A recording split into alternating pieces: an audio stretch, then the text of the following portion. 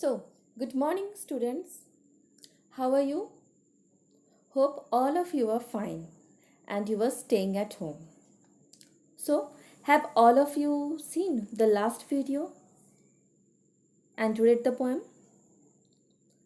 Okay, assuming that you have seen the video and read the poem, we will start today's lesson. So, we were reading the poem The Ant and the Cricket. Till now, what we have read? We have read that it is a fable that has insects as its characters and it conveys a moral, that is, a message. The poem has two contrasting characters in particular, a cricket and an ant. While the cricket is very lazy, the ant is very active. So, what has the cricket done? It has spent days of summer and spring by singing and dancing. When the day was warm and happy, he just wasted his time without storing anything for himself. Someone has truly said, "Make your today count because you will never get it back." As a consequence, after happy days of summer, when winter arrived, he started to complain. He means the cricket.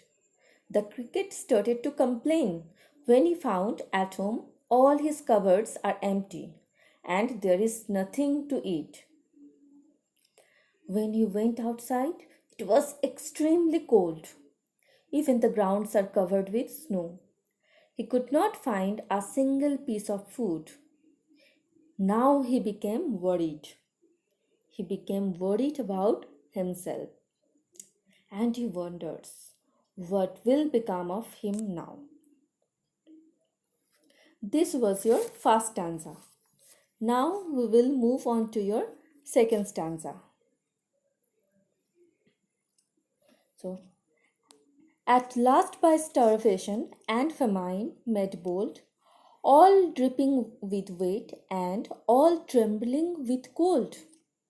So underline these two words, starvation and famine. Starvation means hunger and famine means shortage of food. All dripping with wet and all trembling with cold. Underline the word trembling means shivering. So, as now the cricket is hungry and there is shortage of food, that made him to wonder what will become of him now. So he went outside and it was extremely cold. So he is totally wet and shivering with cold. Away he set off to a miserly ant to see if, to keep him alive, he would grant. Then the cricket remembered that he has a friend and he thought of going to this particular friend.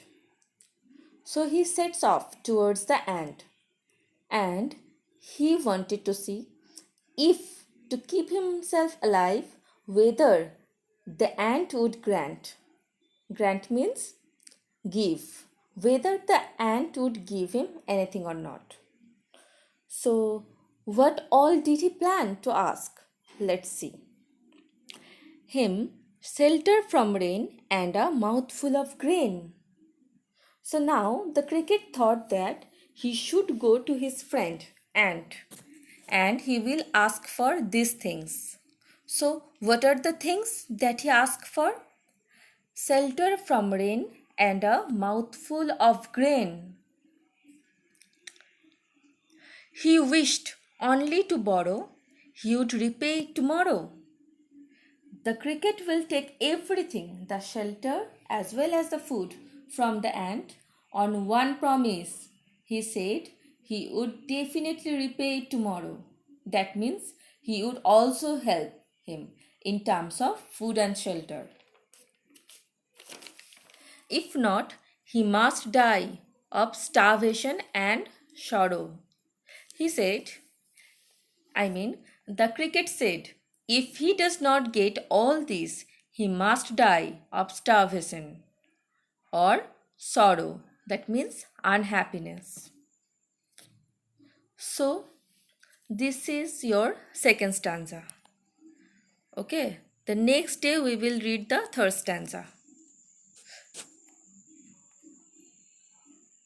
Now, there is some homework for you. This is for your self-assessment. Okay, so answer the following questions. What was the young cricket accustomed to do? Second one, when was the cricket more happy? Third one, why did he complain? Fourth, why was he trembling? And the fifth one, why did he go to the ant? You have to reread the poem, the first stanza and the second stanza, and then you have to answer these following questions.